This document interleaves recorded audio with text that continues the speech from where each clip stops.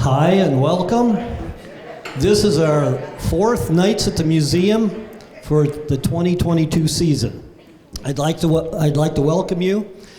I'm Al, and tonight we're pleased to have Dr. Richard Reitsma illuminate us with his research concerning anti-vaxxers in Orange City during the smallpox epidemic of 1882. Although I'm not well versed in the medical field, I thought I'd roll up my sleeves and take a jab at this introduction. I thought most of you'd probably be inoculated to my puns and corny jokes by now. Richard is retired and living in Rock Rapids with his wife, Margie, and they belong to the Reformed Church there. He was a longtime resident of Orange City and director of the Northwestern College Raymaker Library at that time. Richard is a second-generation Dutch immigrant who went back to the old country and completed a history PhD degree at the Free University in the Netherlands. Richard and Margie have 4 daughters, one of whom is a medical doctor, and 2 of the other 3 are married to medical doctors. I'm sure this infected Richard with a desire to learn more about early Orange City medical practices and research the attitudes associated with vaccinations as they related to the faith of Orange City residents at that time. Please give Dr. Reitsma a warm welcome as he examines Orange City's early anti-vaxxers. Thank you.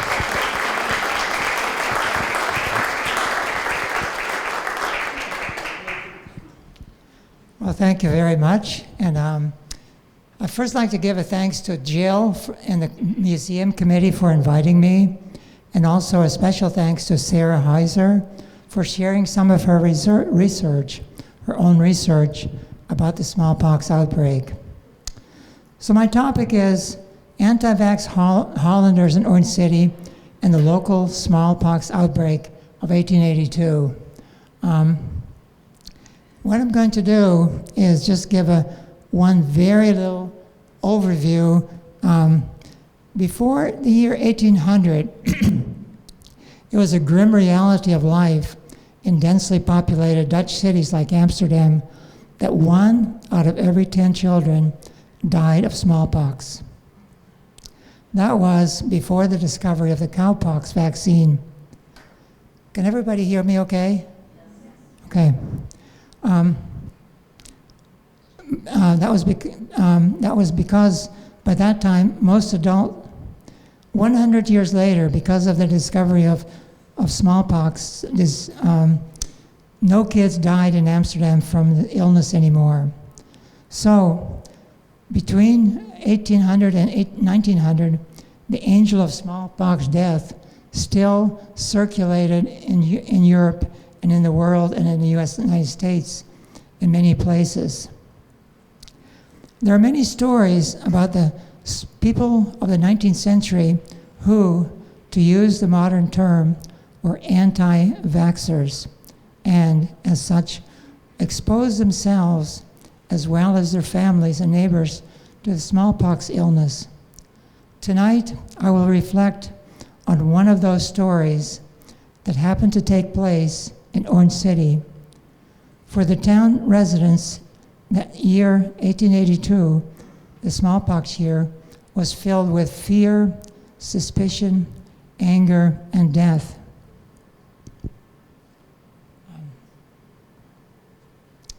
So tonight what I'll do is I'll first tell the actual story of the 1882 smallpox outbreak in Orange City.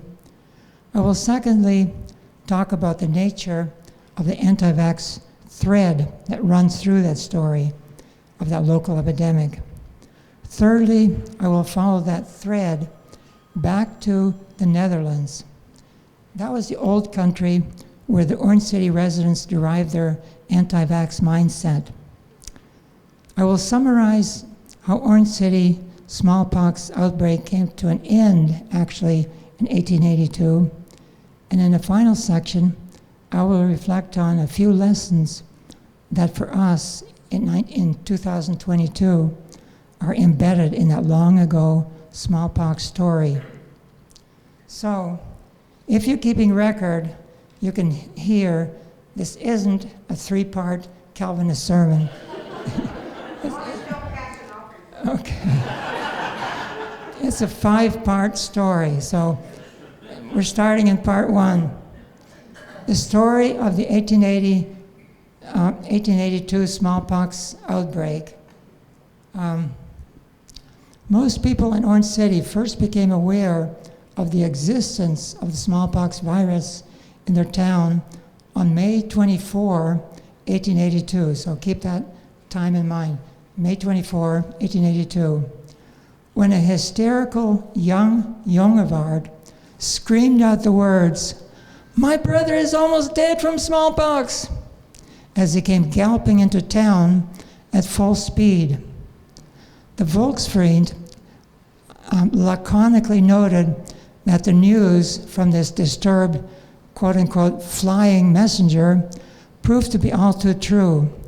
On May 28, 1882, William Jongevard, that brother, did indeed die of smallpox. William's death marked the moment in time when a general panic, which started in Orange City, also swept through both the countryside and other towns of Sioux County. What made the death so disturbing was that William's body had not exhibited any signs of the disease, so it was suspected that he might already have been a super spreader of the highly contagious disease for 2 or 3 weeks, which he probably was. That fear increased when, within the next few days, several other people in town also became sick with the illness. What really poured oil on the flames of terror was that soon the, quote, dreaded disease, a recurring word in the local news reports, had successfully wormed its way into the homes of leading Orange City families such as the Perlmulders, the Haverkamps, and the Hospers. It had also invaded the local hotel known as Orange House at that point. As many as 7 people in the hotel were sick with smallpox. The terror that people felt was quite understandable. Many adults who became ill with the smallpox survived, but among children, there was a 10% fatality rate. Those not killed by the disease could suffer from lifelong ailments. Many smallpox survivors were left with ugly scars on their faces, and those blemishes would stay there for the rest of their lives. Others, like Anthony Betton, who was a Sioux County treasurer and who would also lose a son in the disease, was blind in one eye after he himself recovered from smallpox. Blindness was one of the trademarks of smallpox survivors. Another ailment that smallpox survivors often had to deal with, that was one or other of their vital organs was weakened by the disease. William Hess from Orange City House, as well as Tripia Perlmulder, first got sick with the smallpox, but eventually died, according to the newspaper, from, quote, lung fever or Lungkorsten. People were not only afraid of smallpox because it was a killer illness that could maim survivors, they were also scared because it could severely affect the emotional life of both the sufferer as well as the caretaker. In local gossip mills in Orange City during that time, the story went around that William Hess's sister, who was also a matron of the Orange House, I'm going to take a drink here a second.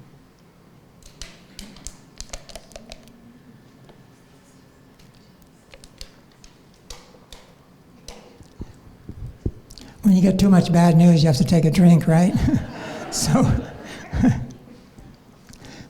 Miss Haverkamp, she got sick with smallpox. This is from a quote from one of the newspapers. It drove her so insane that she wandered off into the prairie and was not found for 4 weeks, actually for 3 weeks. The author of the newspaper story first spelled out the rumor, then questioned the veracity of the tale. But whatever happened is uncertain.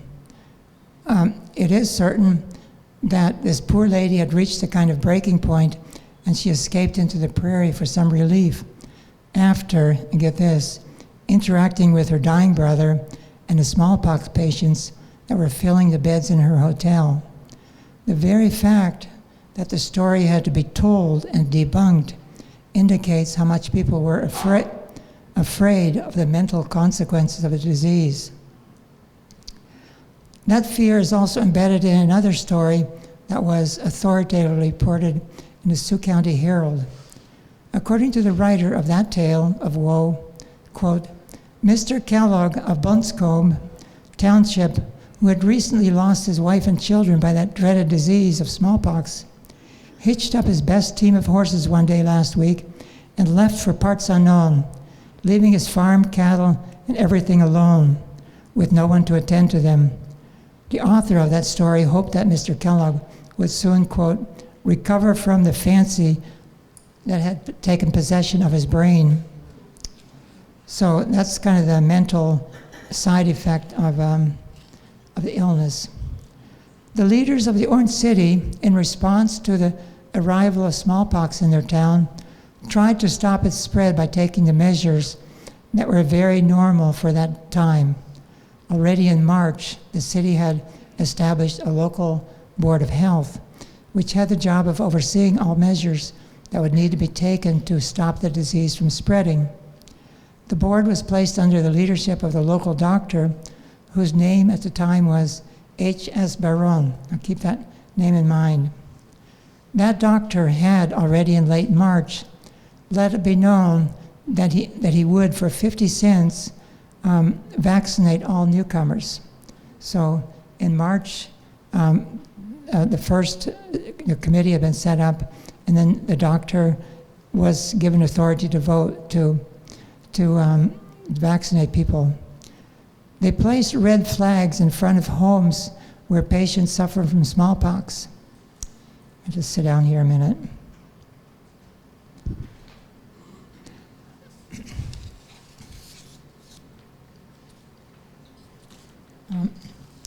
And no one was to come or go from those red flagged homes. To enforce the no-go rules, the board hired guards. Okay, yeah, that's good. Yeah, thanks. It's great. See, they're very helpful all along. The board also used checkpoints on the road to stop traffic coming to and from leaving town. If there is no longer a sick person in a specific home and it had been properly disinfected, then the Board of Health had the authority to end the quarantine of that house in that cleaned up property. So that's the story of the outbreak of the virus, of the smallpox sickness in Orange City. Now, what about the anti-vax thread that's tied into that story? Okay, while those measures are being taken to stop the spread of the smallpox illness in Orange City, there was at the same time a quiet struggle going on in which those in favor of being vaccinated with the cowpox vaccine were pitted against a relatively large number of influential Hollanders who were dedicated anti-vaxxers. The eventual outcome of that struggle would, as time passed, determine how the story of the smallpox outbreak in Orange City would end. There are 4 pieces of evidence indicating that there was a strong anti-vax feeling in Orange City. Those differing emotions are evident in the August 1882 letter written by Alex Beach. This pro-vaccine Alton businessman, pro-vaccine Alton, was clearly angry when he wrote the State Board of Health about Orange City rivals. He said, quote, "Vaccination is absolutely refused by many, if not all Hollanders of Orange City." He also elaborated on the religious thinking that lay behind this anti-vax thinking. When he wrote, "They are fatalists who claim that if they are destined by God to have the smallpox, then they will have it." He then went on to write that even the Board of Health of Orange City had, quote, "the same abominable anti-vax superstition." He didn't use the word anti-vax, he just said anti-vax abominable superstition, and consequently refuses to adopt the rigid measures needed to prevent the spread of the disease. Then, in some detail, he illustrates what was wrong with the quarantine program of Orange City. The guards who were paid to keep the sick patients isolated were very slack in their duty, quote unquote. He also notes that nothing was done to disinfect clothing that the sick patients in Orange City had worn. So that's one indication of the smallpox anti-vax thinking.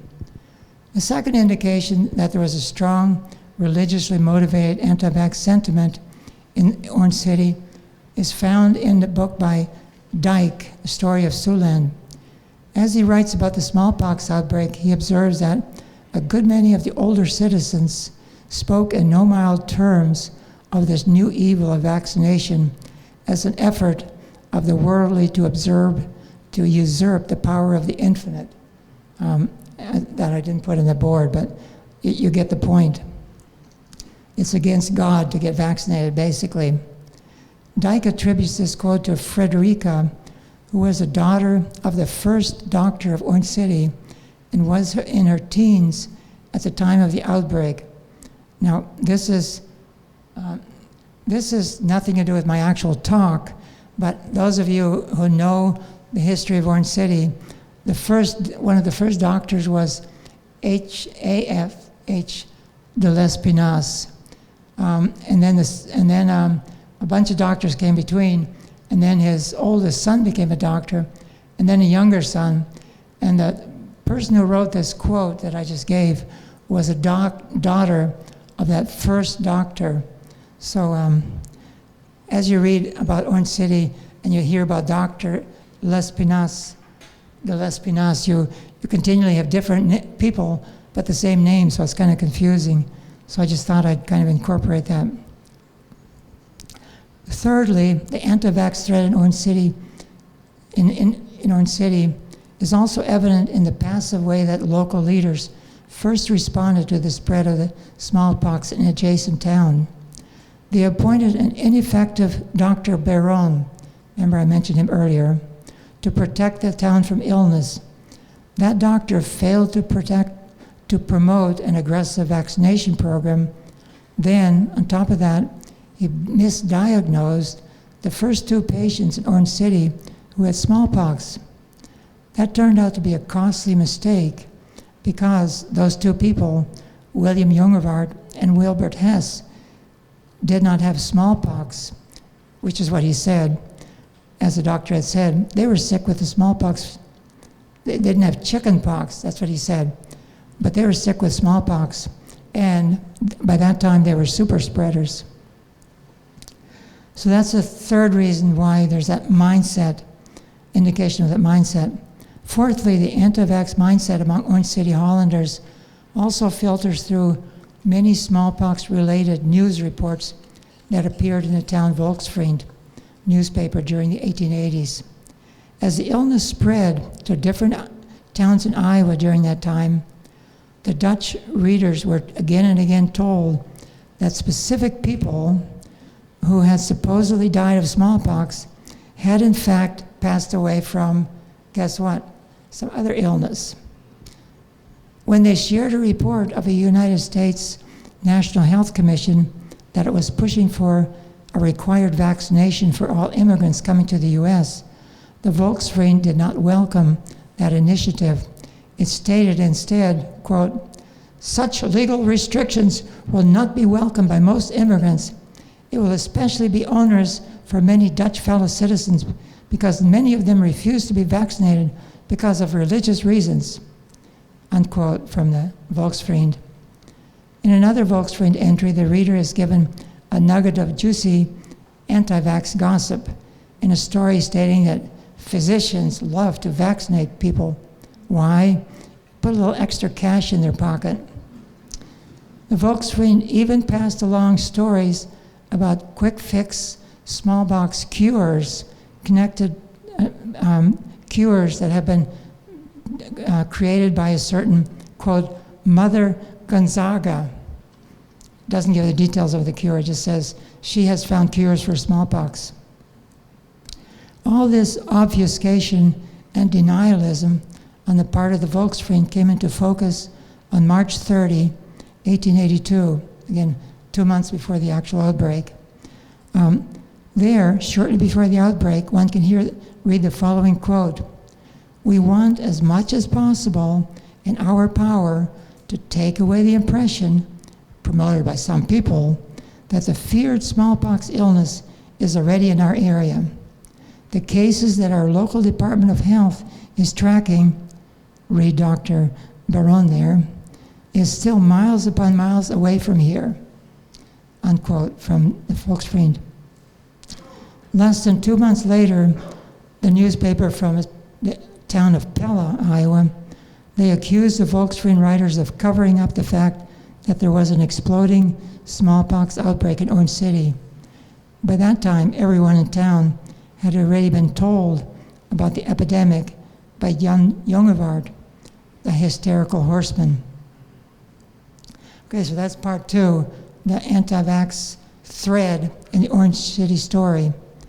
So part three, I'm going to take you to the Dutch roots of that anti-vax thinking in Orange.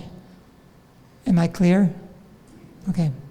The Dutch roots. So if you look at this this picture here, I'm moving. My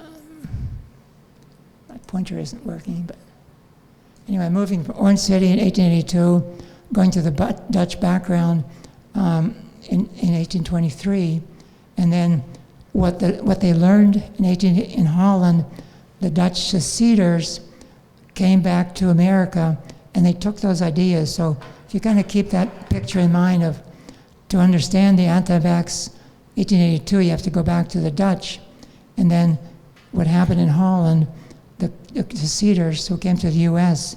took with them.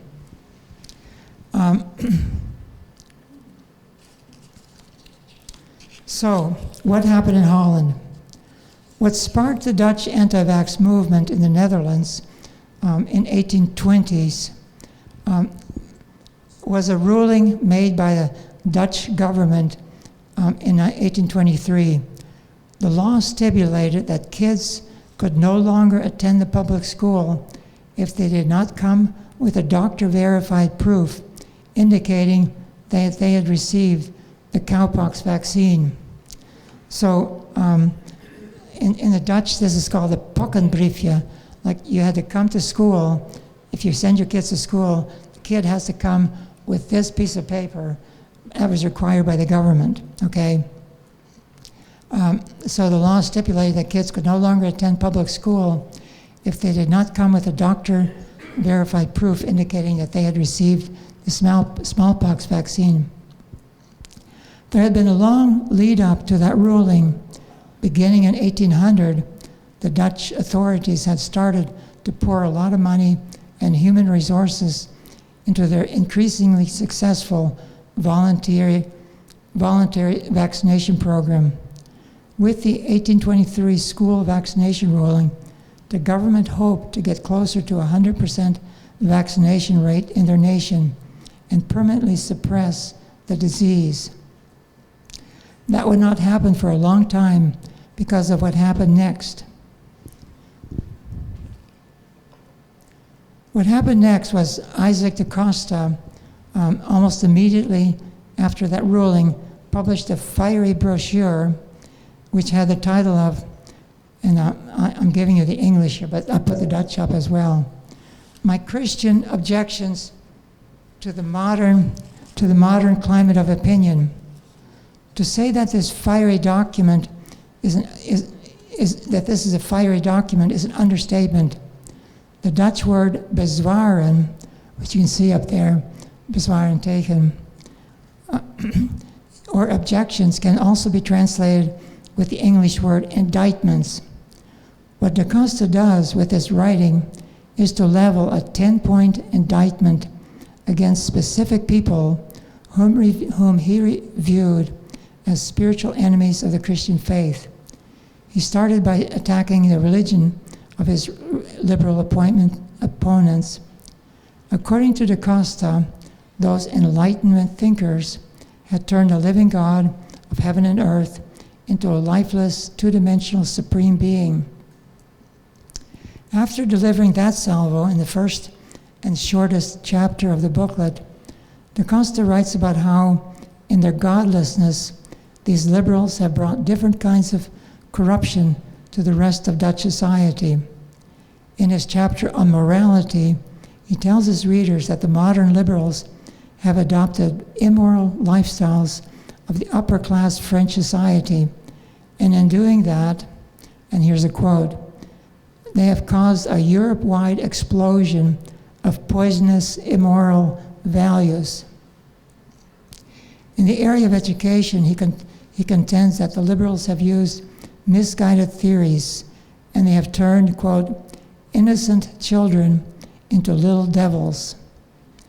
In the area of government, according to him, they use false constitutional concepts to emasculate the authority of the kings of the House of Orange, who, he notes, have the God-given right to rule the Netherlands and to change laws as they see fit. When writing about the concept of freedom, he scorns liberals who, with their, quote, crazy human wisdom, feel that African slaves should be freed. According to Da Costa, that decision process should be left to God, who knows when those slaves are, quote, prepared for a life of freedom from slavery, end of quote. Towards the end of that document, Da Costa explains why he believes that the liberals are such successful communicators. And then he says, quote, liberals act just like heathens when they turn specific human beings like Edward Jenner into gods whom they worship. End of quote. By affirming that the founder of the cowpox vaccine was a central god in the pantheon of all liberals, Da Costa used his Christian faith as a fundamental reason for opposing the public vaccination program of the Dutch government. With his 10-point indictment, he did much more than that. He first drew a line in the sand between Christians and liberals, and then, with his anti-vax statement, he told his readers that Christians and liberals stand on the opposite sides of that sharp line. One is either on the side of the godly or on the side of the Dutch government and their ungodly vaccine program. So that's Isaac Da Costa.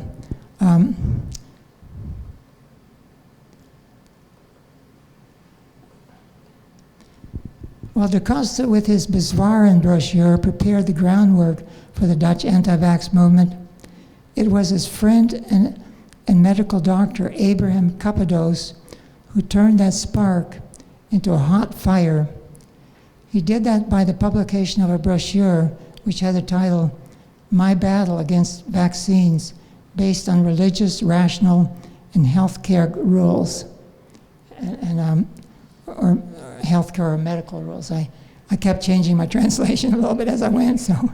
The religious reasons for not getting vaccinated, Cappadoce argues, are clear. People who get vaccinated are committing sin because they're acting out of human pride. It is a pride based on a false belief that they are gods who have control over health and illness.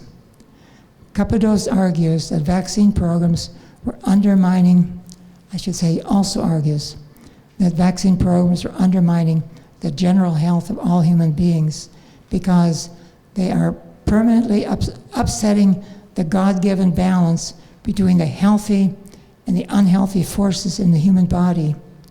He felt that good medical doctors like himself knew how to keep those forces in balance. They did not need the help of poisonous materials like cowpox vaccines derived from the animal kingdom.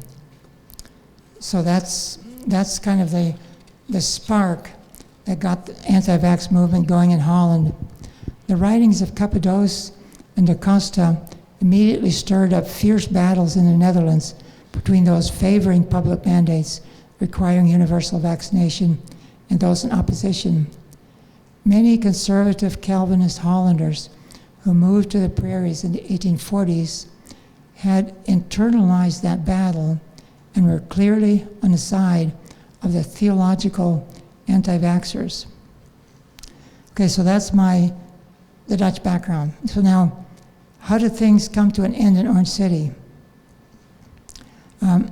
With that statement, we are back in Orange City on May 24, 1882. When there was a deep panic in town, as well as in Sioux County, because of the smallpox outbreak.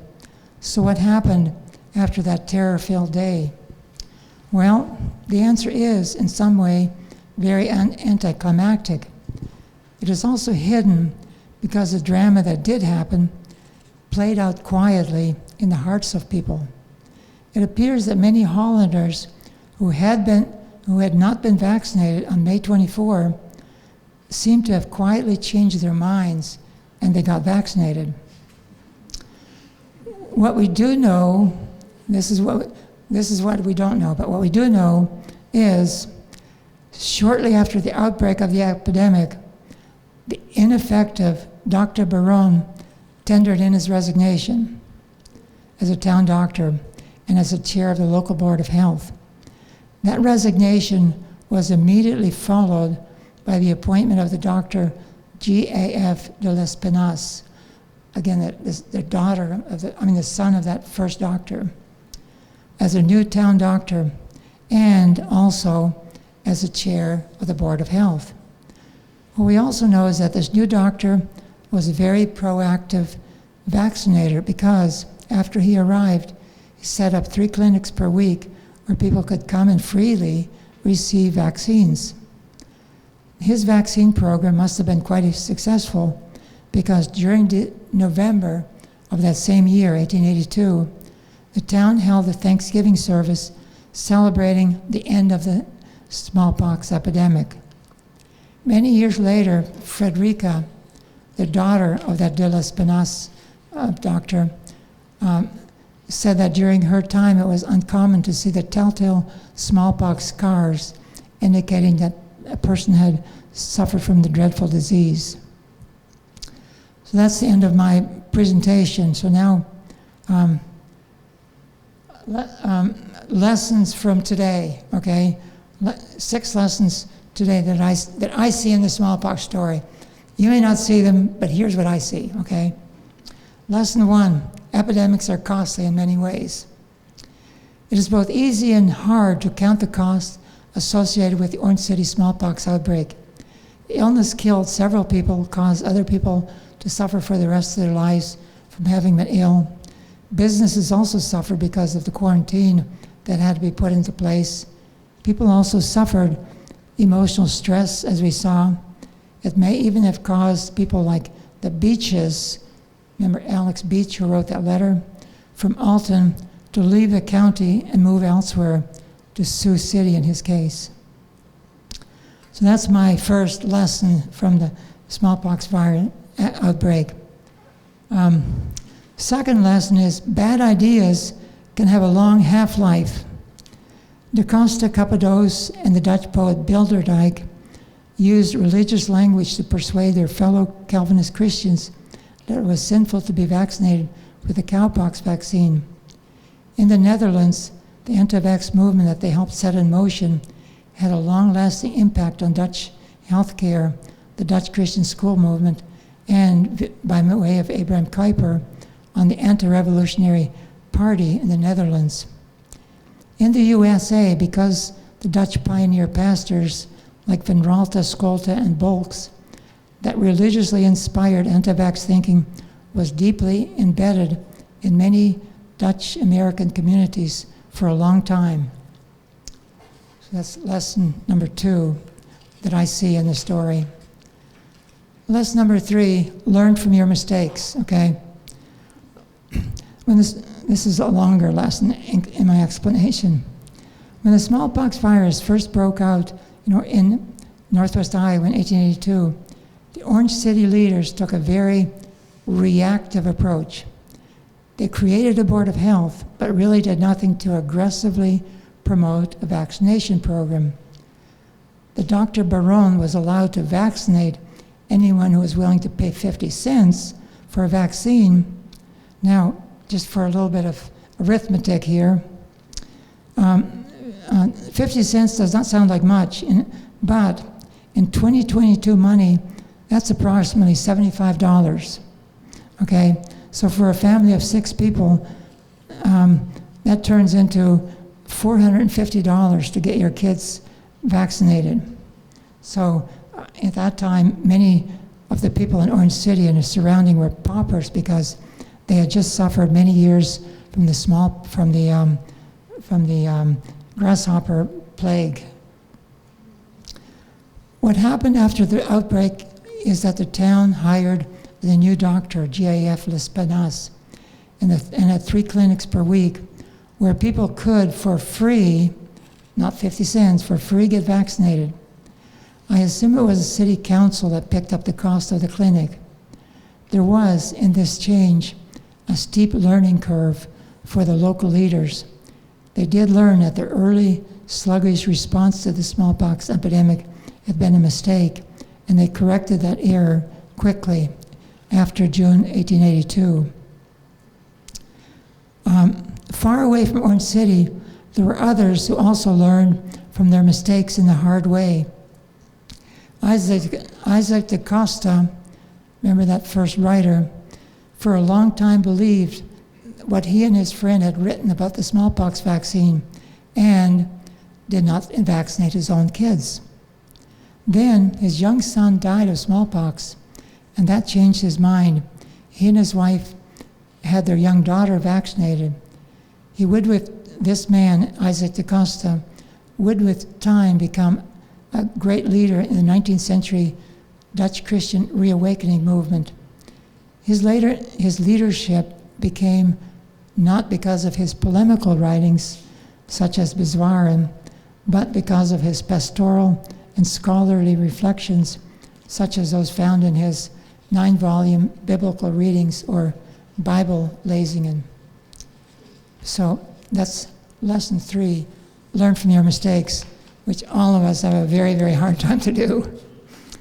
Lesson 4, silence may not be golden in times of crisis. We all know the old saying that tells us that speech is silver, but silence is gold. But silence is not gold, is not good when it is time to speak up. The Volksvriend, a newspaper, was far too long silent about the dangers of not getting vaccinated. It even remained very silent after 1882. I'm losing my little PowerPoint thing here.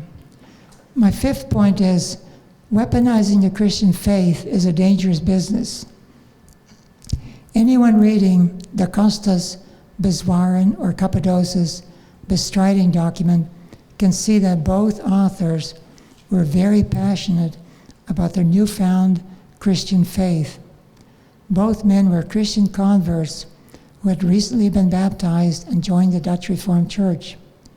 In their youthful zeal, these young men angrily rejected all the Enlightenment liberal ideas that had long been deeply embedded in their own respective upper-class parental homes. It was this religiously motivated militancy that made both men such successful promoters of the Dutch anti-vax movement. With their writings, they stymied the Dutch government's vaccination program for decades. But the link between the personal faith of these men and their anti-vax political position was not based on biblical or theological teaching. It came from their opposition to what they felt were liberal ideals. In taking such a religiously based hostile approach to the Dutch vaccine program, these men created a visible marker on the wall in the minds of some believers that separated the us Christians from the them heathen liberals. That same us-them wall would also separate believers from others, separate believers from each other with time. That was very dangerous because in that way it acted as a barrier to the Great Commission. So the last lesson that I see is kind of simple, but it's also very basic. Soft answers turn away wrath.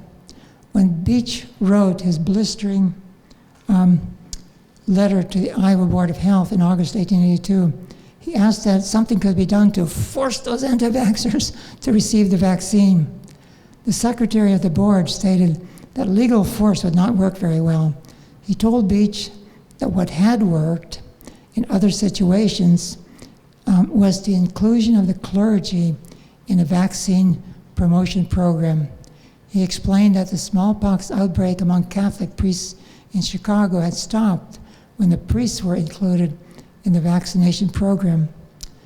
Given that, I strongly suspect that because of some quiet but very intense conversations, synagogues and other local pastors in Orange City were involved with the decision to create a pro-vaccine program beginning in June 1882. So that's the end of my presentation. So I'll just put the lessons up here, and any questions you may have, let them fly.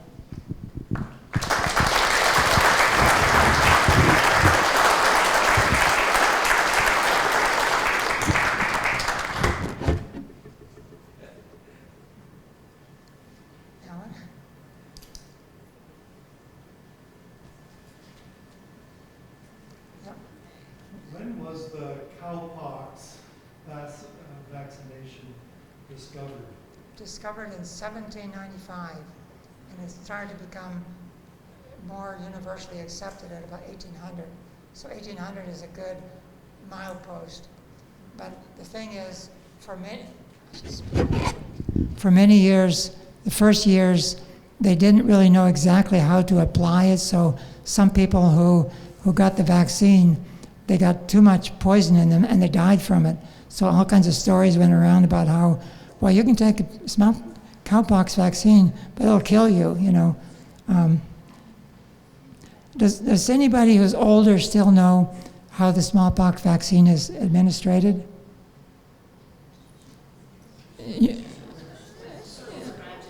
Yeah, it's a little scratch. It used to be, that was where they only scratched the outer skin, and it was supposed to leave a little scar because it was supposed to leave a kind of sign of infection.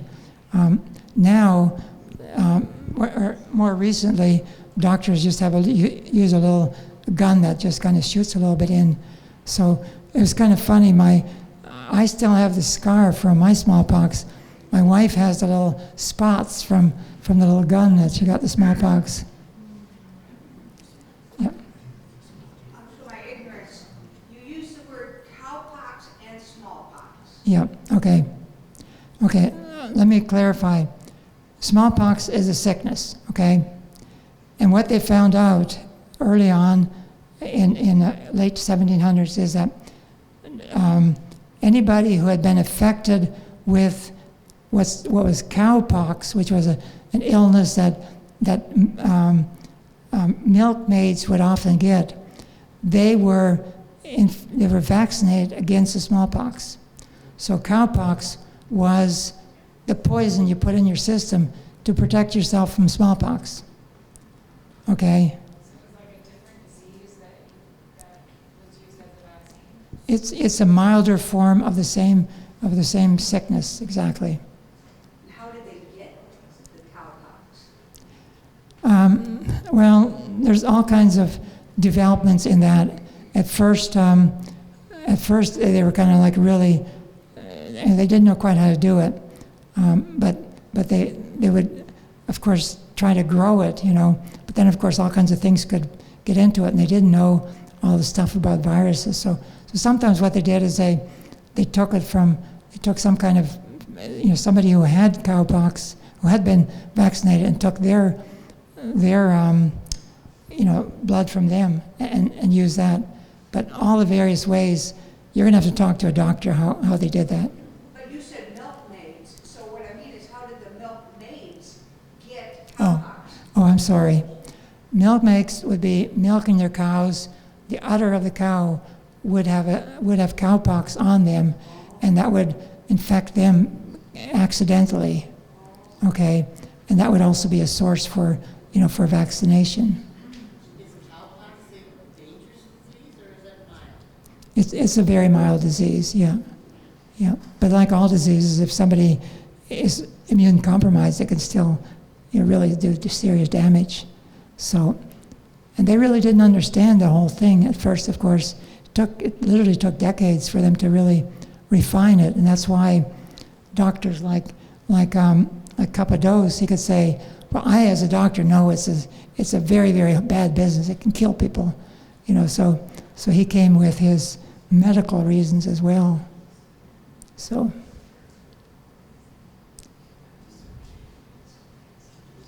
You mentioned that adults would get like a fever, a delirium with smallpox. Would you see that in children also, or mostly just the adults? Okay. Smallpox was basically an illness that killed kids. Okay? And so kids would get just to give you kind of an idea, once you got it, it would take about 14 days, and you get all blisters all over your body. And those blisters, once they popped, everything in the blister could get somebody else sick. And that's why you had to get rid of all clothing that had been infected with smallpox. But kids they all got sick in various ways, but they all got very sick. Kids had just a much higher death rate. Coincidentally, the Dutch also called smallpox kinderpokken, which means child pox. So. Chickenpox related to smallpox as well? I really do not know. All I know is that this Baron guy misdiagnosed smallpox, thinking it was chickenpox. So it might have had some of the same appearances, but I have no idea if there's a medical connection. Yep. This man Acosta that you were talking about. Yep. I have somewhere in my head the idea that he was a very strong devotional leader among the Afghans, among the Yep. separatists. Yep. But now, did I hear you say that actually his polemic writings, the ones that were so divisive as the ones he demonstrated there, they preceded the time when he contributed all of that devotional literature to my great-grandparents? Yeah. No, what you're saying is exactly correct. They wrote this stuff in 1824, and so that was like they had just literally 2 years before become Christians, and so they're like this young firebrands who just got things rolling in a very, very aggressive way. But he did become, an evangelical leader within the Dutch awakening movement. He was not as influential as Da Costa. Da Costa was based in Amsterdam, and he had a very, very big movement in Amsterdam. Not big in the sense of big followers. He just had people very, very much influenced by him. Yep. You also mentioned that this kind of thinking led to the development possibly of the Christian school movement and Abram Kuyper. Okay. Get into that? All right. I was going to put a little bit of more of a piece into my presentation, but it would get a little bit too far afield. But anyway, what actually happened in Holland, because of this strong anti-vax movement, some people were just dedicated anti-vaxxers. And so one of the things that Abraham Kuyper did in 1870, when the Dutch government the Dutch government said, okay, enough is enough, we need a national law to be vaccinated. And so Abraham Kuyper got a nationwide petition going against the government doing that kind of stuff. The government law in Holland passed in 1870. But Abraham Kuyper, I don't know if I'm speaking to many people who know Abraham Kuyper, but Abraham Kuyper was a very, very, he knew his audience, so to speak, and he knew that these people were anti-vaxxers. And so that became a core constituency within his political movement. And he had all these signatures. So he had all the signatures of these thousands of people. And the Dutch, the Free University has tracked down all the ancestors of those first signers in 1870. And I haven't looked at it, but I think my great parents are probably in there too. But he used that as a stepping stone to build his AR political party. And the weird thing is, he was not opposed to the vaccine himself. His argument was, well, we don't want to enforce people's conscience, so we're not in favor of government rules. So he was like kind of betwixt and between.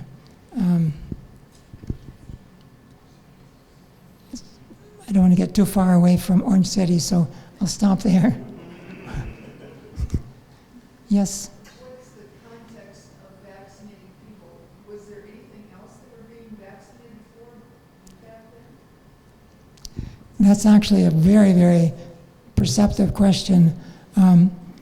With the cowpox vaccination against smallpox, that was a totally new thing, okay? So, and they didn't understand at that time all the medical reasons why it worked. And so a lot of doctors were also on the side of the anti-vaxxers for a long time because they couldn't quite understand why it worked, so to speak. So that's a good question. That's why Cappadoce was saying, this is a new way of doing things, we're against this. And he had more of an Aristotelian perception of you have to keep the forces of balance in your body. The humors in the body have to be kept in balance. So, thank you for that question.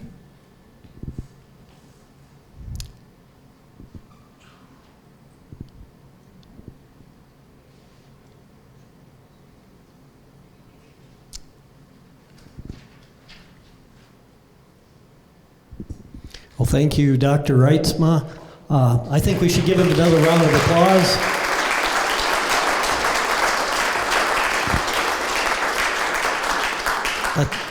It was a very interesting presentation. Now, one of the things I want to remind everybody about is our next regularly scheduled program will be held on Tuesday, October 25th at 6:30 p.m. Dr. Ann Lundberg will present Orange City Red Trucks, A History of the Orange City Fire Department. Okay, so we look forward to seeing you all then. Also be on the lookout for some additional, what would I call them, events that may be coming up in the museum throughout the year. So I'd like to thank you for your continued support and thank you for coming tonight.